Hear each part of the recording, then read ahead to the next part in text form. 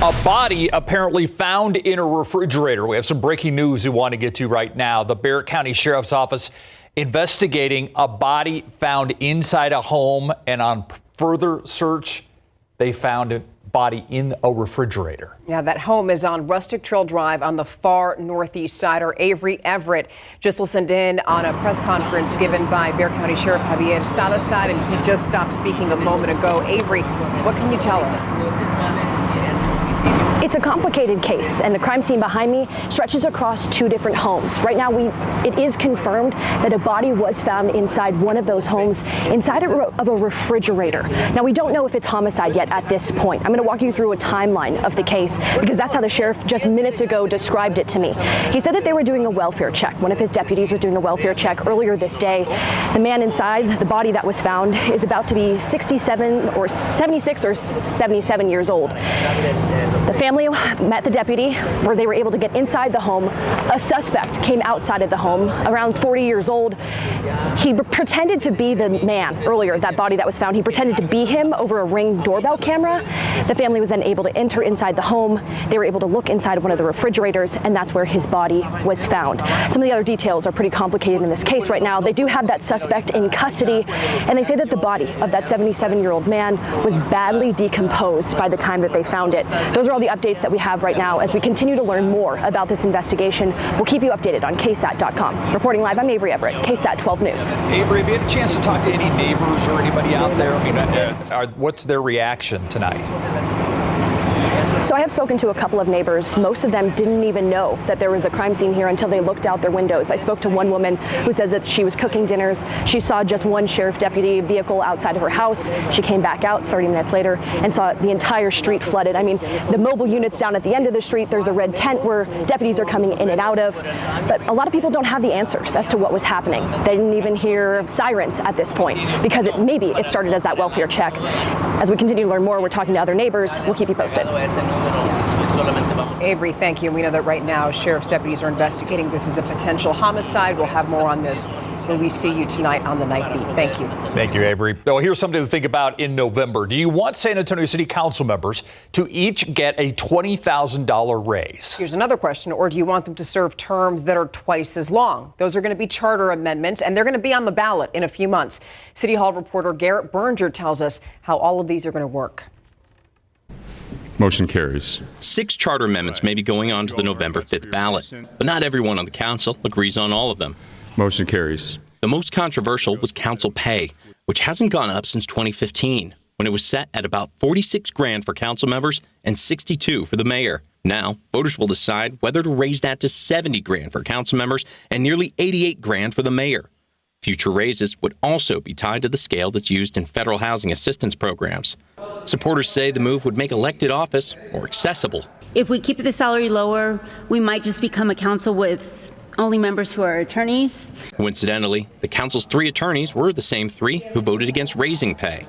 One of them, Councilman Manny Pelaez, who's also running for mayor, said council positions are already as close as San Antonio has to royalty. We all get great parking spaces, folks. We get to park wherever the hell we want to. All of us get invited to every Spurs game and all the high-ticket concerts. Motion carries. There's also a split in whether to go to 4-year terms instead of 2-year terms, though members would still be limited to serving 8 years total. I have always been in favor of that because it allows for continuity of constituent relationships as well as vision and policy priorities. But some worry that would make it harder to get rid of an unpopular council member. We need to be accountable to the voters every 2 years. What we do is too important. The other charter amendments include changes to the Ethics Review Board, allowing city employees to participate in city political campaigns, and reversing the voter-approved cap on city managers' pay and time in office. Today's votes by council only put these issues on to the November 5th ballot. It will be up to San Antonio voters whether any of them actually go into effect. I'm Garrett Berger, KSAT 12 News. Now switching gears to a developing story. San Antonio police are investigating after a road rage incident turned into a deadly shooting. This happened just a few hours ago on East Hildebrand near 281.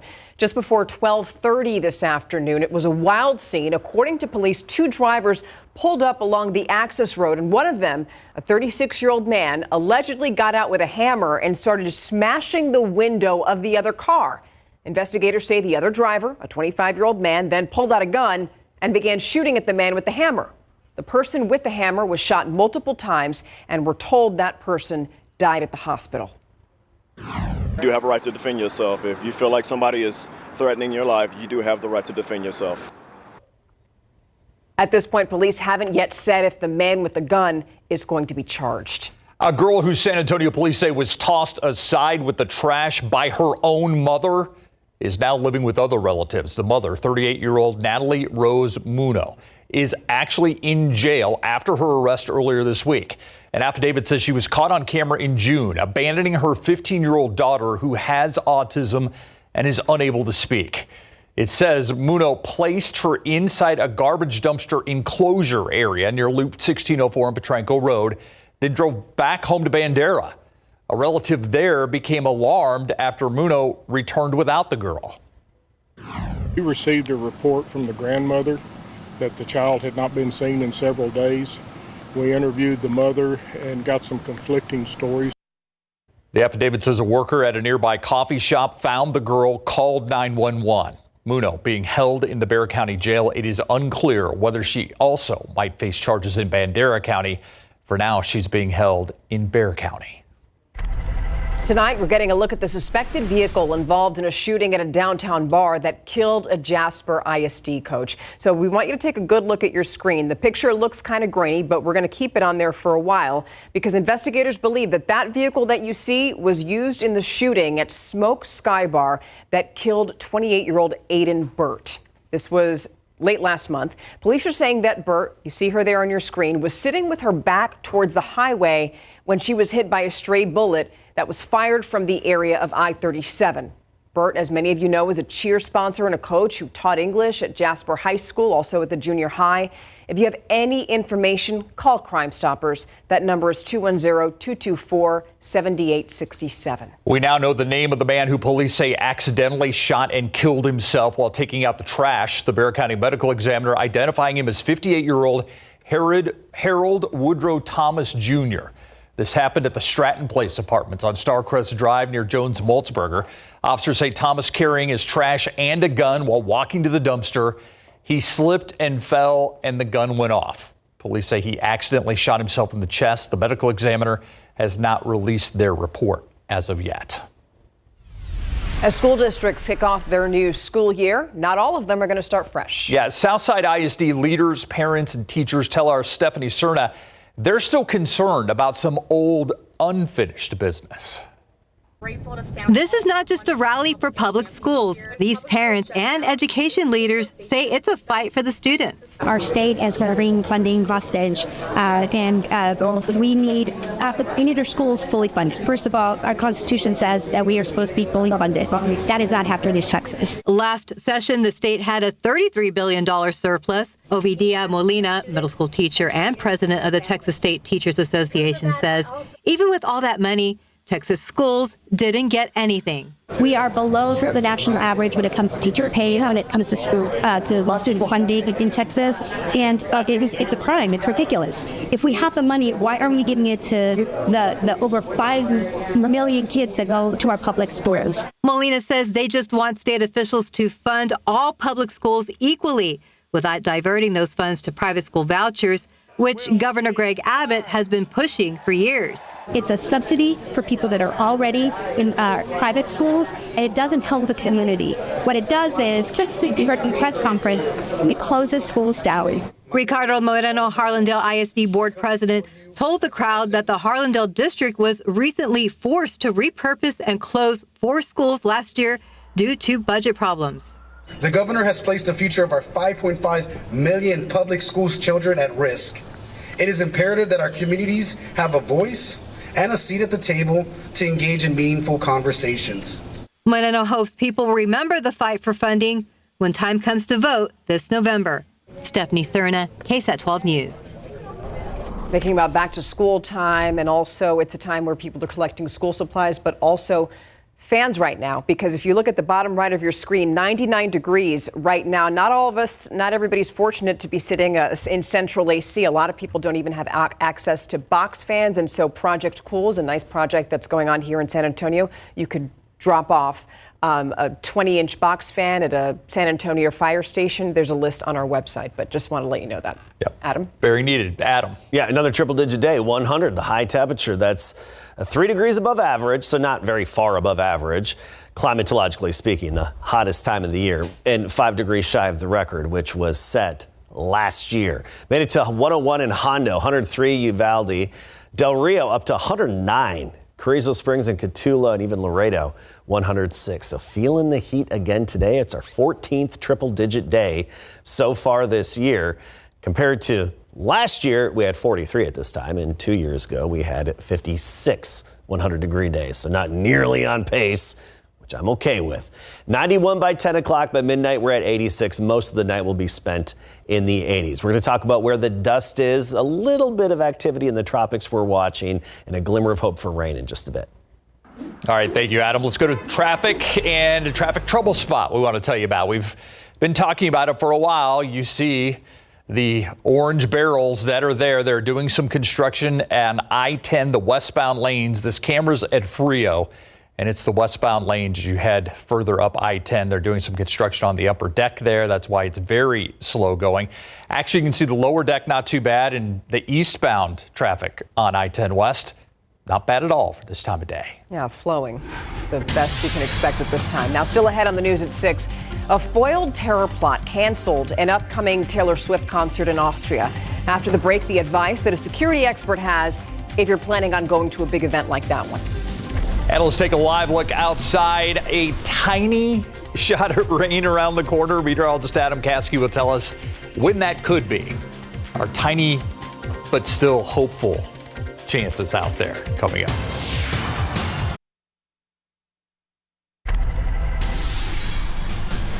A road rage incident left a person dead. How San Antonians are feeling about driving in the city, coming up on the Night Beat. A new system across the state to push school safety. Coming up tonight on the Night Beat, we're walking you through what families and students can expect out of the Sentinel School Safety Program and what this means with school nearly here. Canceled concerts, a planned terrorist attack forcing organizers to call off 3 sold-out Taylor Swift shows over in Austria. Yeah, several San Antonio Swifties have spent hundreds or thousands to see Swift here in the U.S. and overseas. One fan tells our Danielle Ibarra he's still planning to go see the pop megastar in concert, but he's going to be a lot more careful about it. Their friendship bracelets are stacked, and the outfits are planned down to the sequin. I'm going to go in a Reputation shirt that my wife made. It's going to have some snakes on it. Like hundreds of other Swifties, Chris Duran and his wife are making a trip to go see the Eras Tour. Are you ready for it? Yes. I'm excited. There's an opportunity that we didn't think we'd have. The couple will head to New Orleans in October. Others traveled all the way to Austria this weekend, singing in the streets after their concerts got scrapped. Authorities say teenage suspects planned a terror plot targeting the show. It sounds to me like law enforcement has done their homework. Frank Robertson is a counterintelligence threat analyst. He says threats like this should make you aware and not scared. You got to figure out a way to not make yourself a target as well. Purses over your shoulder, little things. Is that leading to you changing your plans to going to the concert here? No, it doesn't. Doesn't affect me at all. I mean, anything could happen, but I haven't thought about changing our plans. Danielle Ibarra, KSAT 12 News. All right, so I'm looking there. Yeah, it's still 99 degrees outside. I'm looking ahead. I want to think about our first cold front. Adam, when does that usually happen? We all would love a nice real cold front, wouldn't we? Yeah, like tomorrow. We're going to have to be a little more patient than that. It's still only... I thought we were just talking what we would like. Good point. Okay. I'll take that, Steve, and I'm going to run with it, but we're probably going to have to wait until mid-September. That's typically the time, mid to late September, when we see our first cold front. And let's take a look at the graphic, and what you see of the dates on there, that's Those are the dates of the first cold front over the past 10 years. Now, the average is about September 24th, and that is with a morning low temperature under 65 degrees, an afternoon high under 90, which is a bit of a stretch for us right now, and then a dew point under 60. That dew point is part of the key of the first real cold front because that means that dry or less humid air in town. But the average being September 24th, earliest over the past 10 years, September 6th, the latest, October 7th, and that was back in 2019. Temperature outlook above average all the way through August 18th for us. That's here over Texas and even up the plains. Odds significantly favor above average temperatures. But you go to the mid-Atlantic, parts of the East Coast and even the West Coast, actually a little below average temperatures expected. Our average high is 97, and that's the warmest average high all year here in San Antonio. We're going to be right at to slightly above 100 in the days ahead. The next 7 to 10 days at least, we're thinking triple digits. I want to talk about the drought monitor. We're going to start with it from 3 weeks ago. This is before the good rain really set in. And you see the red area, especially along the Rio Grande. Now we're going to transition into today's updated drought monitor. And we have improvements. Improvements compared to several weeks ago, but really no change compared to this time last week. It's pretty much the same drought monitor, but obviously we have some ground to make up. And we'll look at the rest of the state coming up at 6:45. I want to talk about our little glimmer of hope for rain. Big Blue H upper level high, still influencing our weather, pushing down on us and suppressing any real clouds from developing today. But it's going to allow a weak boundary to move into Texas tomorrow. And I think in the afternoon, some pop-up showers and non-severe storms in North Texas.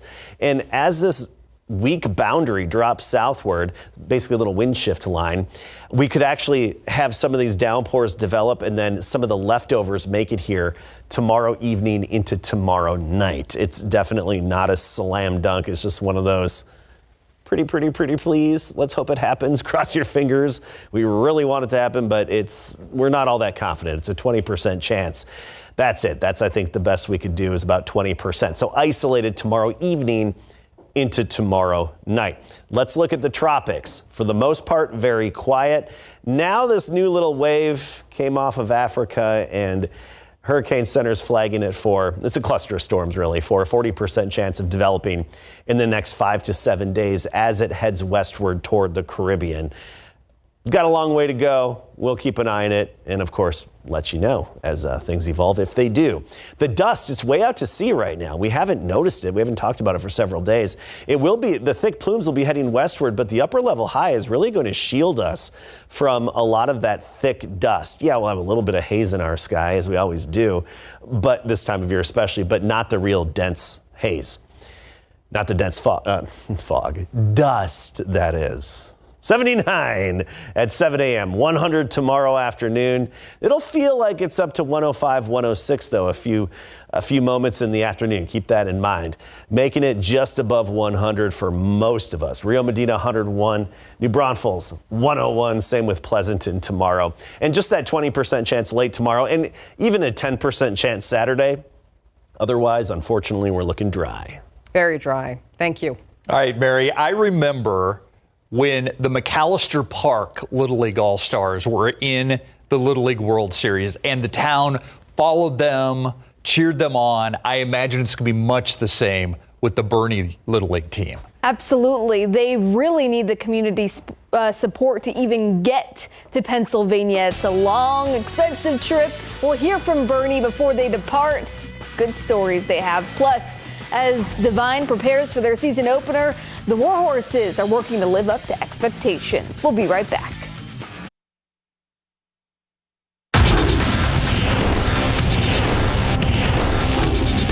I mean, I had to rely on my teammates to get on, but I also got a really good pitch, and hard work pays off. I mean, it was just a good hit, good swing. What did he throw you? He threw me a knuckleball. Hearing from the hero himself, Doc Mogford, and the rest of the Bernie Little League team in Big Board Sports.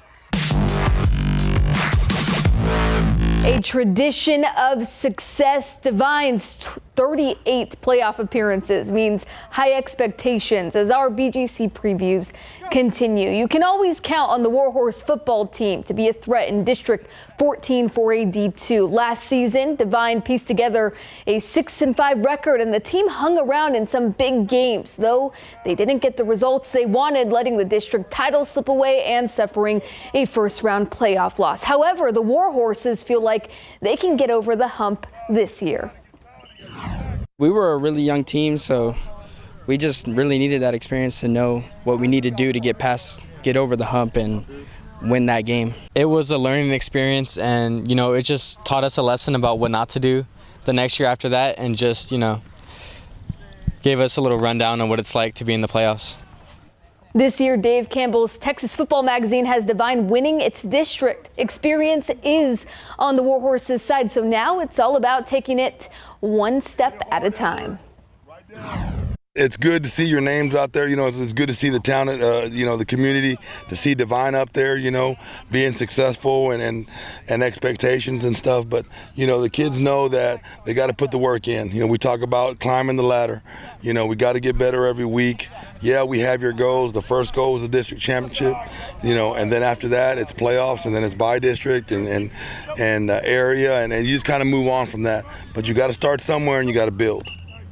Divine opens its season under the Friday night lights on August 30th against Randolph. On the eve of their departure to Williamsport, Pennsylvania for the Little League World Series, Bernie got in one final workout to prepare for competition on the national stage. All 12 Bernie players are elated to still be in the hunt for the World Series title.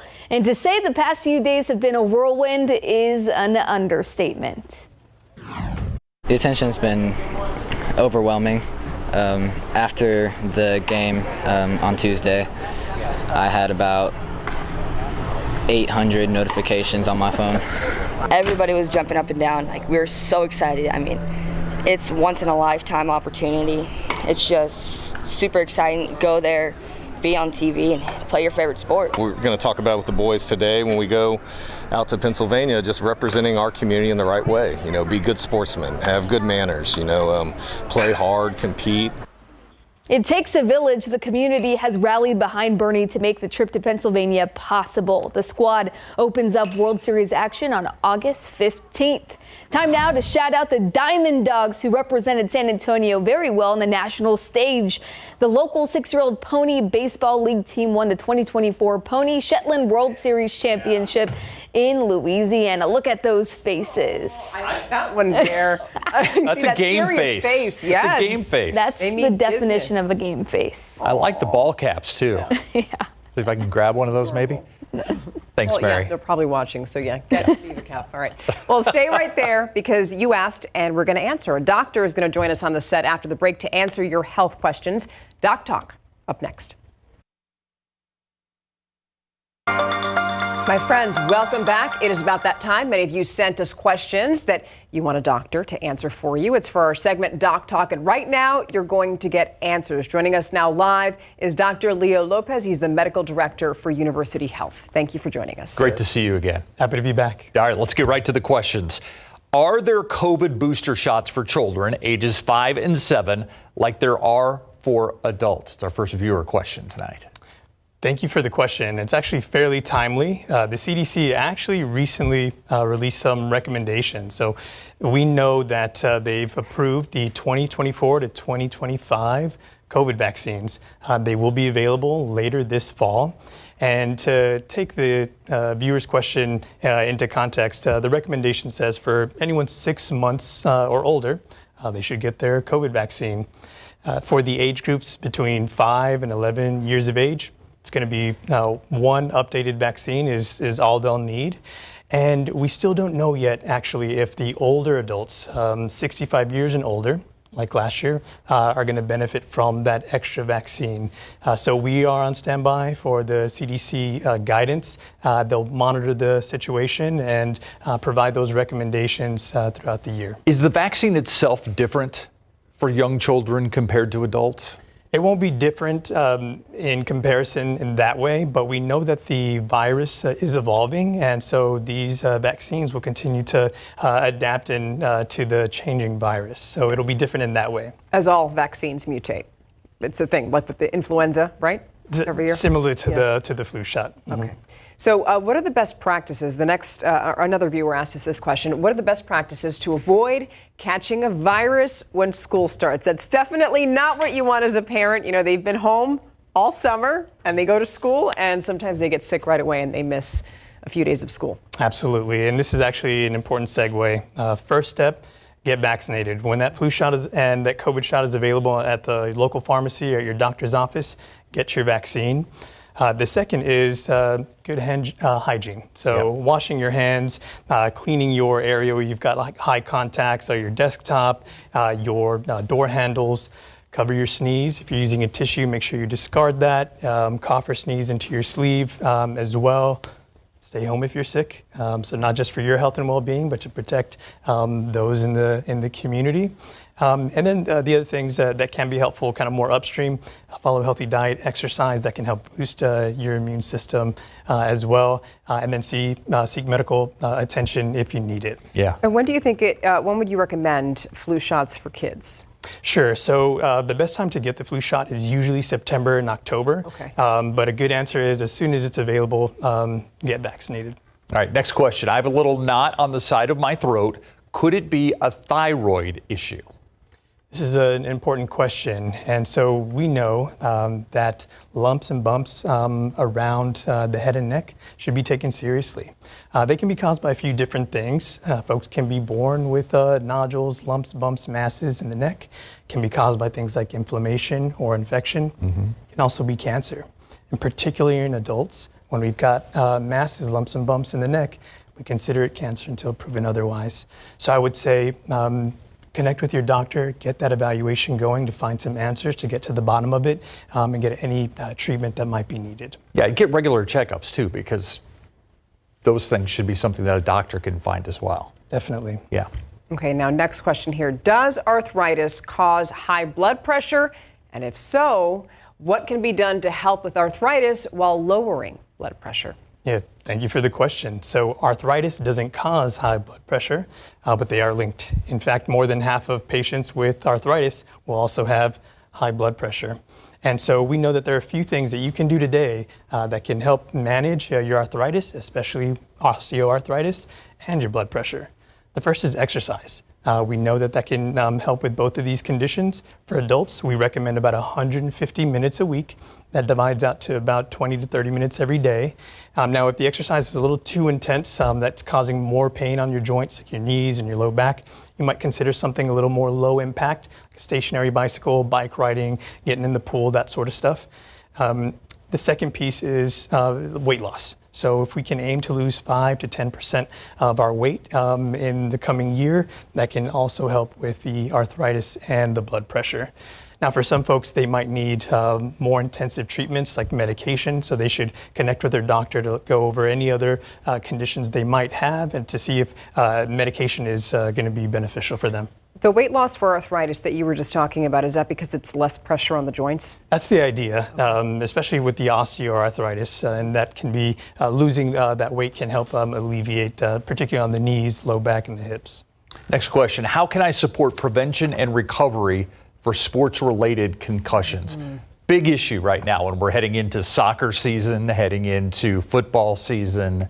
Concussions are pretty common in those sports. Definitely. And so we know that a concussion is a mild traumatic brain injury, and it can be sustained through direct contact or a blow to the head while playing sports.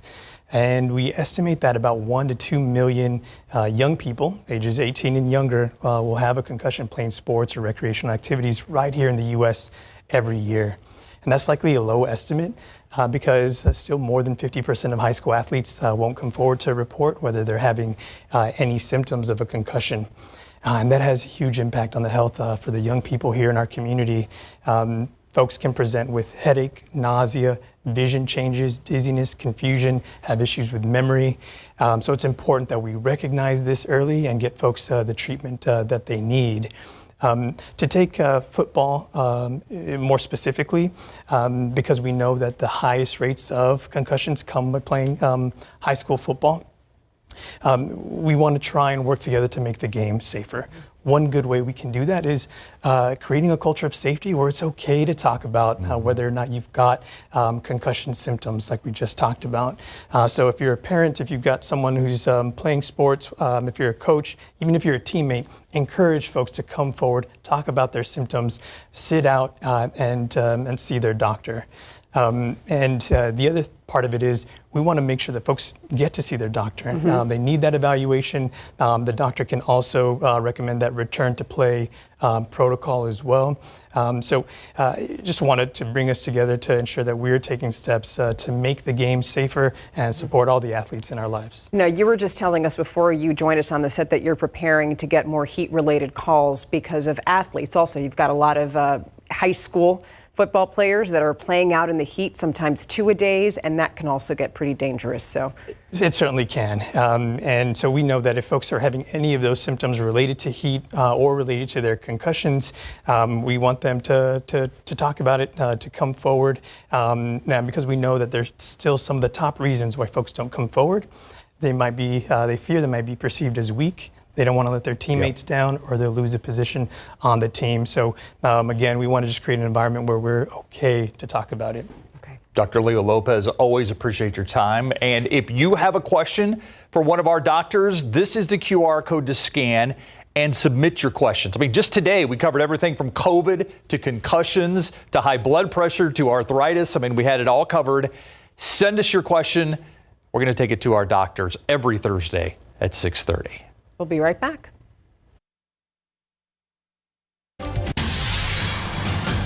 Tropical storm Debbie still causing trouble. Now that it's moving inland and also north, it's bringing the threat of tornadoes and also flash flooding. ABC's Sean Coffey in Lucama, North Carolina, just east of Raleigh, where a man was killed after a tornado destroyed his home.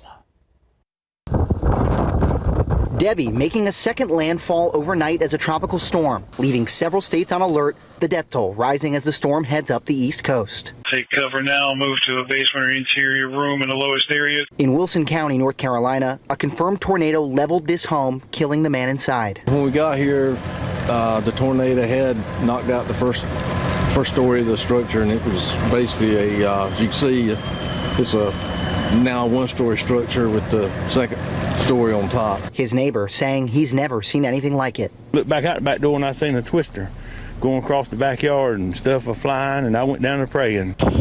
Several other homes and a middle school on the same road were also destroyed. In Wrightsville Beach, the wind pushing the sand. It also took down this fishing pier sign.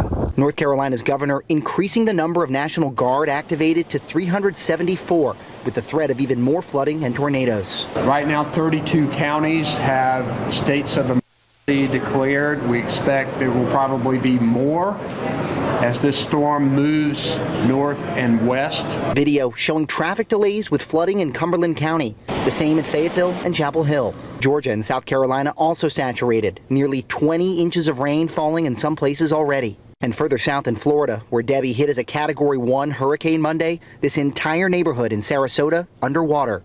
Many saying they had no flood insurance. There is a concern for tornadoes for much of North Carolina and Virginia tonight. More heavy rain and flooding also possible. Sean Coffey, ABC News, Lucama, North Carolina. I know you just juxtapose those pictures there with what we're seeing here. And even though it's incredibly hot, we got to feel lucky that we're not dealing with that. Yeah, and there's a little hope for rain around here that we could have a little bit tomorrow afternoon or tomorrow evening and tomorrow night. We'll get into that in a moment, along with the Drought Monitor and how much of the state is in drought. 100 today, officially in San Antonio, up to 106 Cotulla, Carrizo Springs, Del Rio, topped out at 109 for the high temperature. And we'll take a look at those rainfall accumulations from Debbie and where it is now in just a bit. What a great time for you to be filling in for Myra, on a Thursday. Excuse me? Thermometer Thursday. Yeah, baby. Thursdays. I was making some man glitter, some sawdust earlier today as well, working on some. You call that man glitter? Yeah. Okay. Have you ever heard that before? No. It's kind of my kind of glitter. Got it. Yeah. Anyway, working on that. I've got a winner of this thermometer, and I'll tell you how you can win one in just a bit. And I've been blowing a ton of glass lately, really cranking it up. All right, let's get to first our drought monitor. And you look locally, we have that red area, and that red area is the extreme drought that's still in effect. And this week's drought monitor really isn't any different than what we had last week, I should say. Obviously, it's better than what we had about a month ago, but not that different from last week. It's updated every Thursday. Most of the drought in the state is here in our neck of the woods and in West Texas, off to the west. That's where we have most of the drought. You look at the coastal plain, down in the valley, up north, really not all that bad compared to us. Here's a look at the generalized rainfall potential over the next 7 days. And with monsoon season underway, Arizona, the desert Southwest, kicking into high gear. Some more showers and storms, even stretching up into New Mexico as well. Here, we do have hope for a little bit of rain, but it just be a few isolated showers tomorrow evening and tomorrow night. We still have the upper level high, the heat high, the dry high, the big blue H, whatever you want to call it. It's still in place, but it's drifting just enough westward tomorrow to allow a weak boundary to drop southward into Texas. And that boundary could help to instigate a few widely separated downpours. Don't get too excited, though, and don't hold your breath for it. Notice in the afternoon some of that action off to the north, and this is just one computer representation of what could happen. It's never exactly the case, but it's promising that it's on board, that, yes, something could develop even to the north of us, and then we could get the leftovers tomorrow evening around and after sunset on into tomorrow night. Our lakes need it. Not in good shape. Canyon, 23.2 feet below the conservation pool, and we could use the water all across the board, especially for our streams as well. We only have it as a 20% chance tomorrow evening and tomorrow night, but I guess that's better than nothing. Tropical depression Debbie back on shore, moving northward, likely now to turn into a severe thunderstorm maker with the potential of little spin-up tornadoes, particularly in parts of the mid-Atlantic, Virginia, Washington, D.C. area. Some rain gauges, nearly 20 inches of rain from this system. And this is actually over the past 7 days. But you look at the radar estimates, upwards of 18 inches in some spots. Quiet out in the tropics. One little area we're watching way out there with a slight chance of development. Right near or just above 100 degrees going forward. Our average first front is usually around September 24th. But it's come over the last 10 years, as early as the first week of September. We can only hope. We'll keep you updated. And now. So just a few weeks ago, I was actually away and I was visiting friends and family in Minnesota, and I came back and I came upon an old special thermometer I made back in 2013. So I wanted to feature it. This was a memorial thermometer I made for one of my best friends. His dad passed away back in April of 13. So I put together this thermometer as a little memorial, and I was honored that it's still hanging at the cabin on the lake where we stayed for a little bit. And it's also a good example of a thermometer that's kept in the shade, 100% in the shade, how it can stay in really good shape. Anyway, if you want to win a homemade thermometer, go to ksat.com/thermometer. And Mary Morgan, I just sent you an email. This is thy thermometer. Thou won. Like. Yes, beautiful. Thank you. Hopefully you got rid of the man glitter on it. Oh, yeah, that's all. Yeah. Gone. A Polly Pocket paradise. Whoa. Yeah. It's coming up in the Buzz. To the Buzz, and remember Polly Pockets? Yes. Well, Polly Pocket is becoming an Airbnb host. The 90s era icon opening a life-size 2-story slumber party fun compact in Littleton, Massachusetts.